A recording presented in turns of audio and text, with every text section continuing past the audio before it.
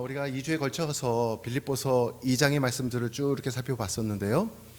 사도 바울이 2명의 귀한 동역자들을 소개하면서 그들을 격려하고 그들을 환대해 주라고 빌립보 교회 성도들에게 이야기하는 것을 우리가 보게 되었습니다.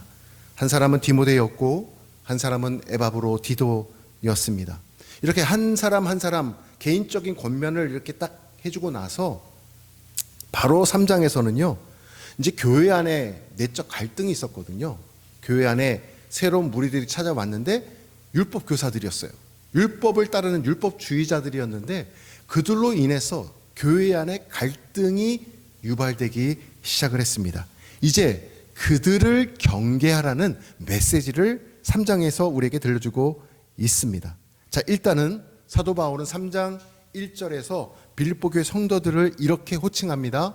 나의 형제들아 라고 부르면서 그들에 대한 이제 각별한 사랑과 마음을 전해주고 있습니다. 그 다음에 반복해서 나오는 단어들이 있는데요. 빌립보 성도들이 주 안에서 기뻐하라 라고 말합니다.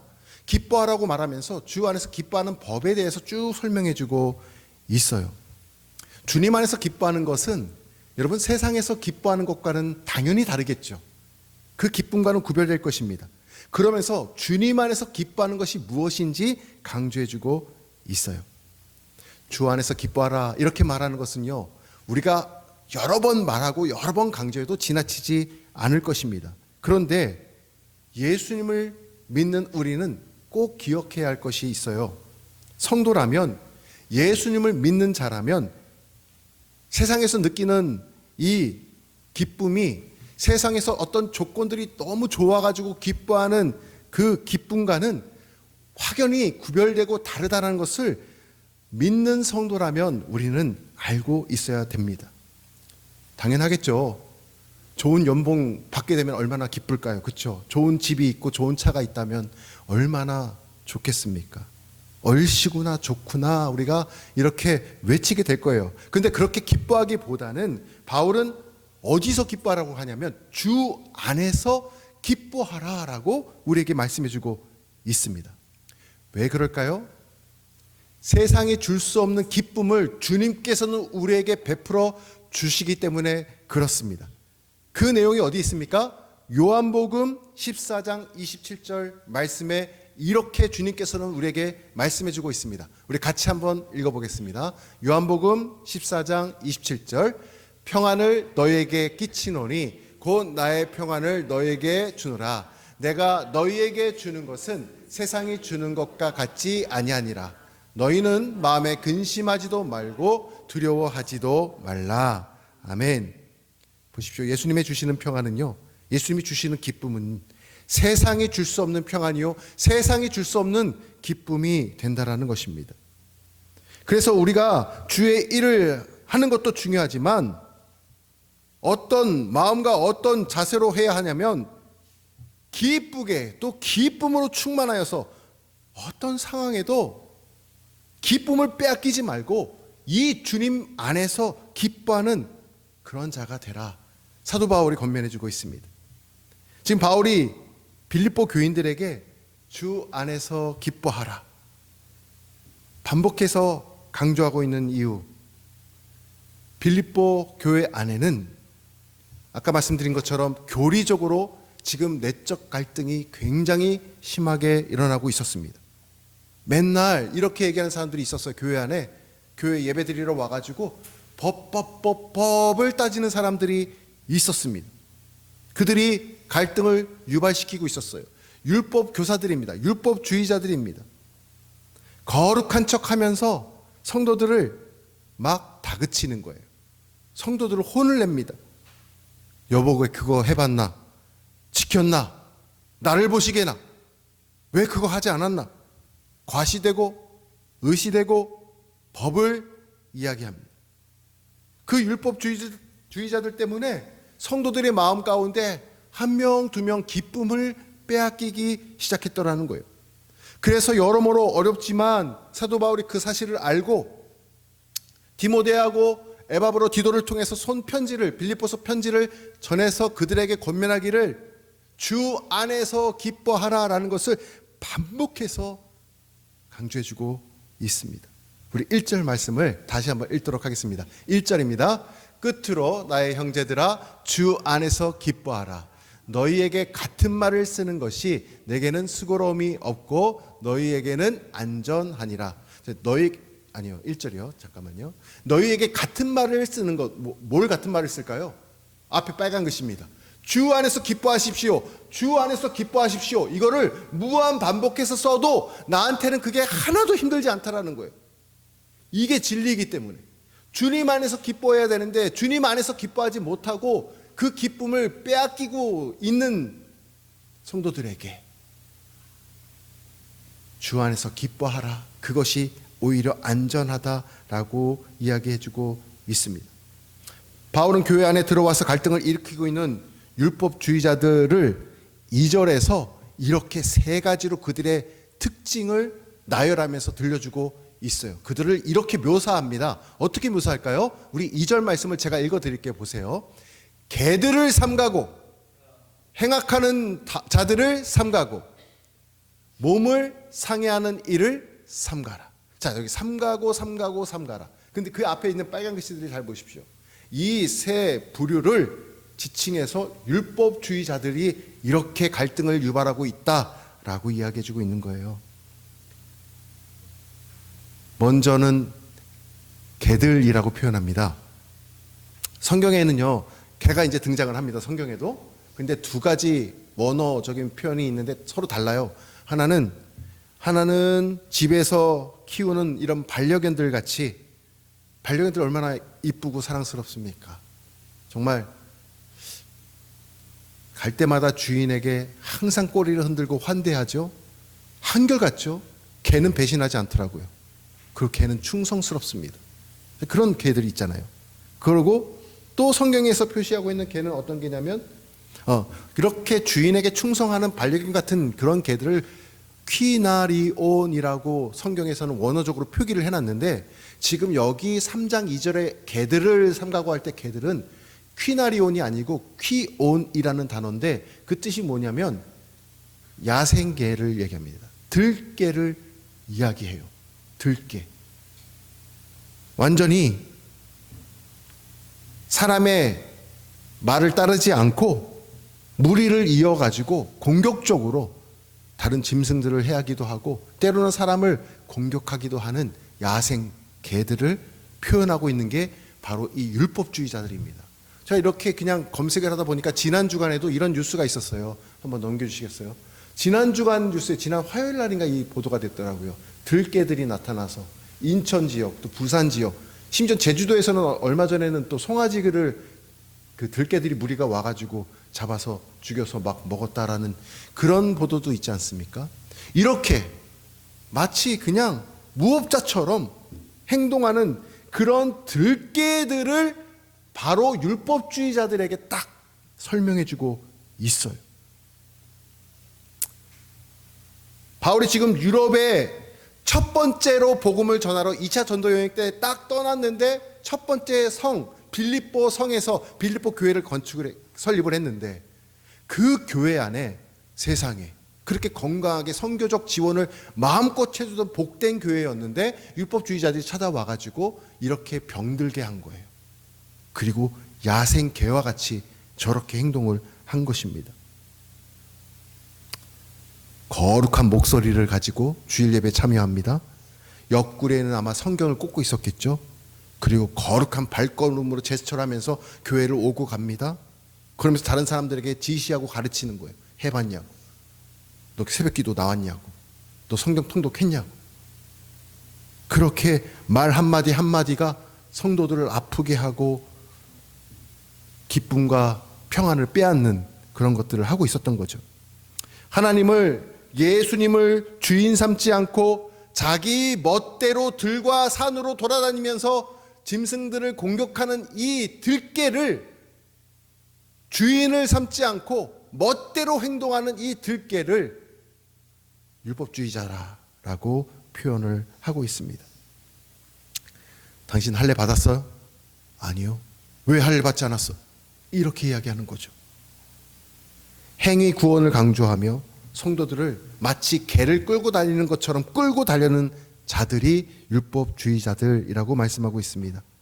여러분, 우리는 어떻게 해서 구원을 얻나요? 우리는 오직 예수 그리스도를 믿는 믿음으로 구원받는 자들인 줄 믿으시기를 바랍니다. 우리의 어떤 노력도 어떤 행위도 우리의 구원을 이루게 할 수 없습니다. 할례를 받았다고 구원받는 것이 아니죠.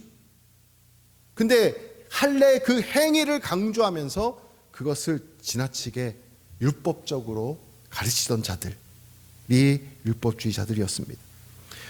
오직 예수를 통해서 우리는 한 번의 죄사함을 받고 우리의 죄는 어떻게 됩니까? 동에서 서로 멀어지게 하는 것 같이 하나님께서 우리의 죄를 여겨주신다라고 말씀해 주셨습니다. 우리는 구약시대를 잘 알고 있죠. 구약시대는 죄사함을 어떻게 받았죠? 매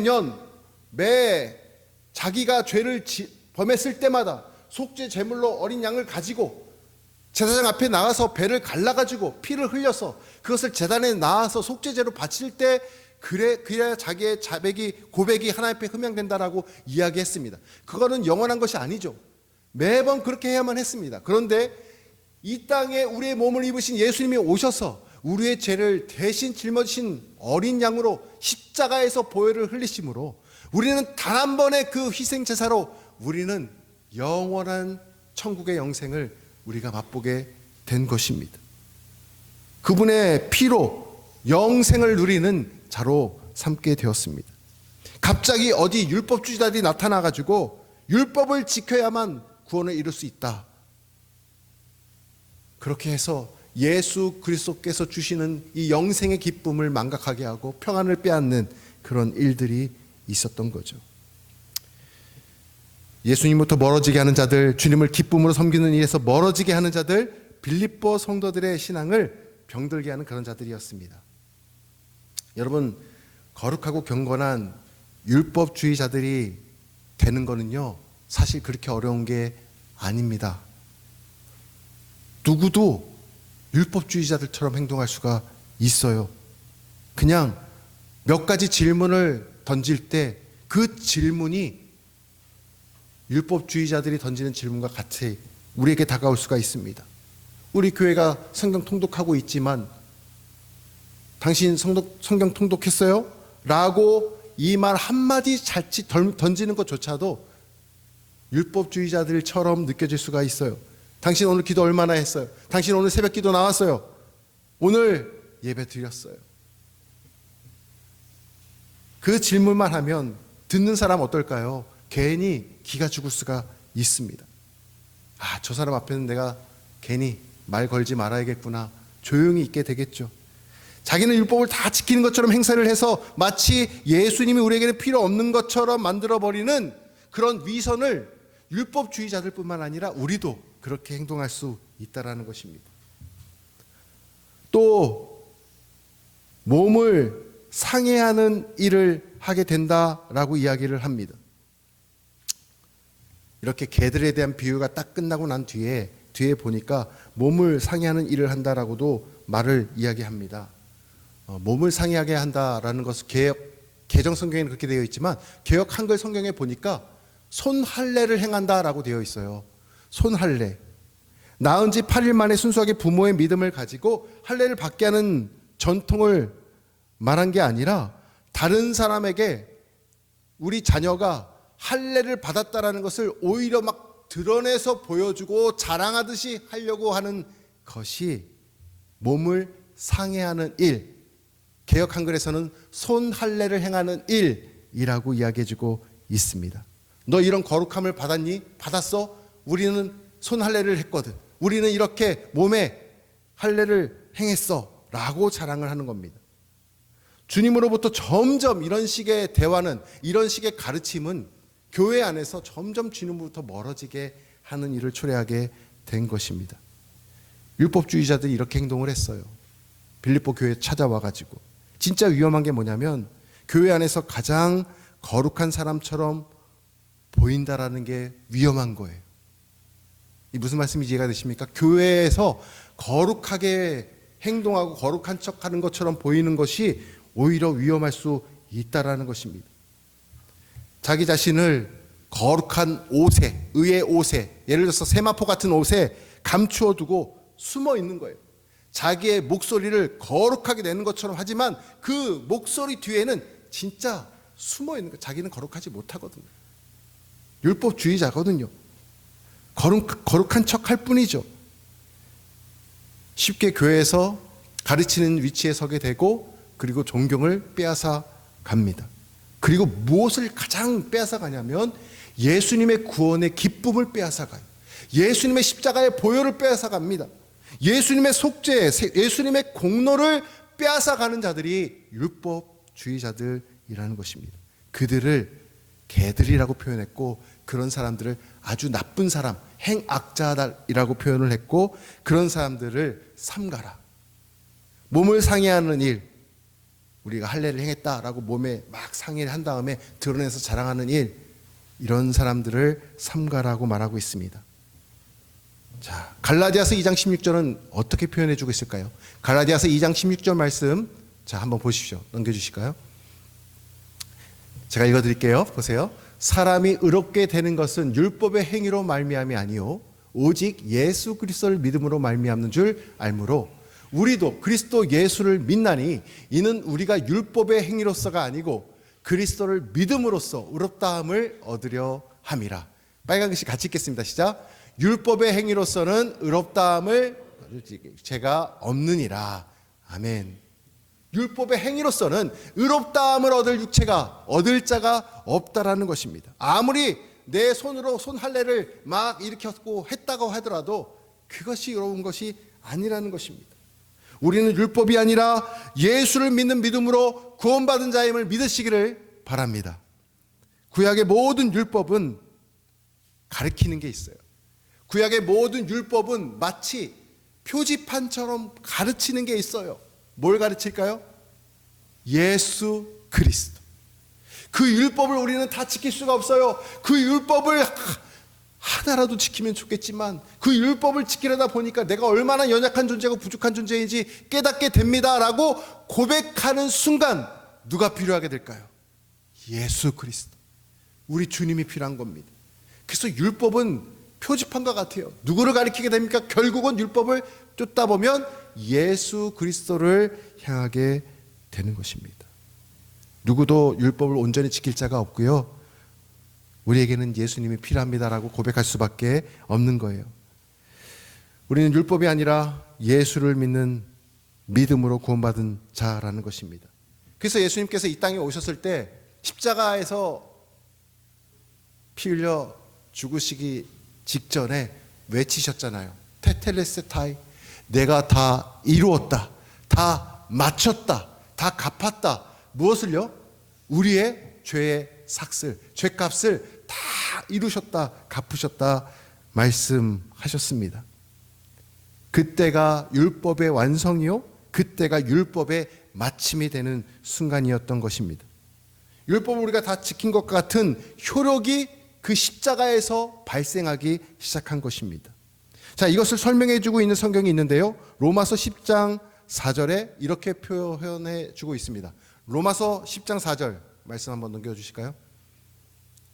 아닙니다. 네, 제가 읽어드릴게요. 그리스도는 모든 믿는 자에게 의를 이루기 위하여 율법의 마침이 되시니라. 아멘. 율법의 마침이 되신 분이 누구시라고요? 예수 그리스도. 예수 그리스도.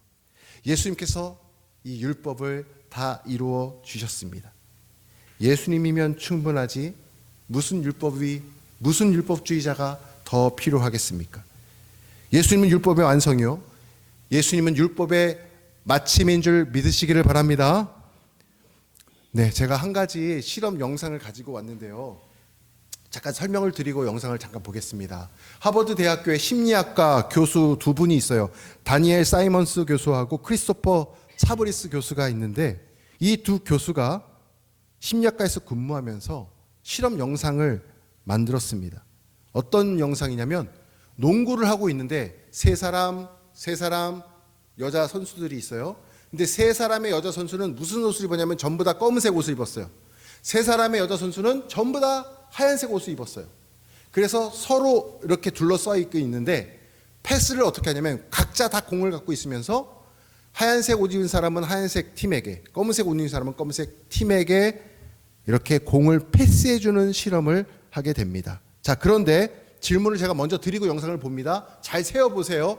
하얀색 옷 입은 사람이 패스하는 횟수가 몇 번인지 잠시 영상을 볼 때 보시기 바랍니다. 무슨 색깔 옷이요? 하얀색 옷을 입은 사람이 몇 번 패스를 하는지 여러분 잘 세보시기 바랍니다. 자, 영상 보시겠습니다. 여러분들은 이제 짧은 동영상 하나를 보실 겁니다. 동영상에 등장하는 여성 가운데 흰옷을 입은 여성들이 공을 몇 번 패스하는지를 맞춰보세요.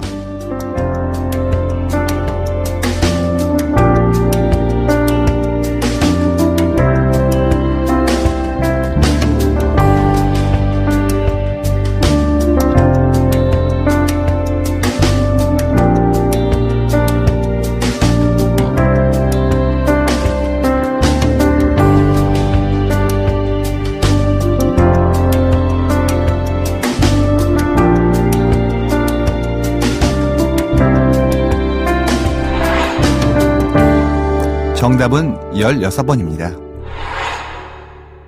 그런데 혹시 고릴라 보셨나요?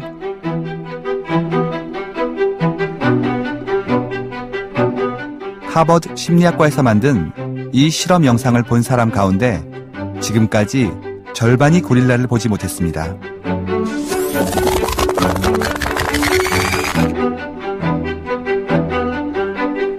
고릴라를 보셨다면 여성 한 명이 밖으로 나가고 커튼 색깔이 바뀐 건 어떤가요? 보셨나요?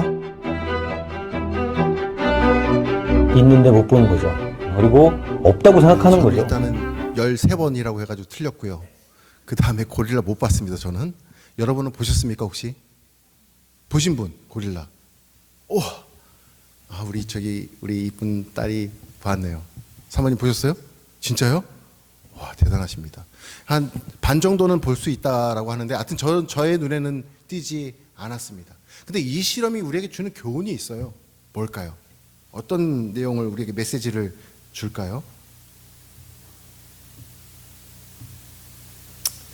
사람은요, 보고자 하는 것만 보고 듣고자 하는 것만 들으려고 합니다. 그러면 주위에 다른 것이 있어도 보지 못하고 다른 소리가 나한테 들려와도 듣지 못하는 거예요. 율법주의자들이 빌립보 교회에 들어와서 율법의 강연만 합니다. 율법을, 법을, 법 하면서 법을 얘기해요. 그랬더니 예수님을 당연히 봐야 되는데 주님을 보지 못하고 그 법만 바라보게 된 거예요. 그 법만 들리게 된 거예요. 그래서 빌립보 교회의 기쁨을 빼앗겨 가게 된 겁니다. 주님을 인해서 기뻐하며 선교에 힘썼던 교회가 그 힘을 잃어가고 마음의 평안을 빼앗기고 주님을 보지 못하고 율법만 바라보면서 지내고 있었기 때문에 사도 바울이 빌립보 편지를 통해서 주 안에서 기뻐하세요, 주 안에서 기뻐하세요를 무한 반복해도 자기는 힘들지 않다라고 말하며 그것을 다시 강조해주고 있는 것을 보게 됩니다.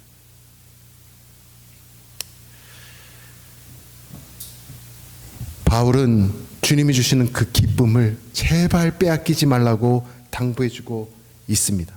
자, 그러면 어떻게 하면, 이제 말씀의 결론입니다. 어떻게 하면 이 기쁨을 빼앗기지 않고 다시 회복할 수 있을까? 그 기쁨을 계속해서 유지하면서 우리가 신앙생활할 수 있을까요?